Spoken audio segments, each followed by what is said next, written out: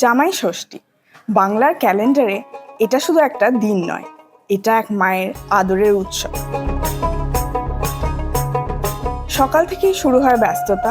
কোন মাছটা হবে, কোন রান্নাটা জামাইয়ের সবচেয়ে পছন্দ, আর কিভাবে ভরে দেওয়া যায় তার থালা। তারপর আসে সেই প্রতীক্ষার মুহূর্ত। হাতে হাতে দাও তালি, তবে আসবে জামাই রাজার থালি, একে অপরের হাতে তালি।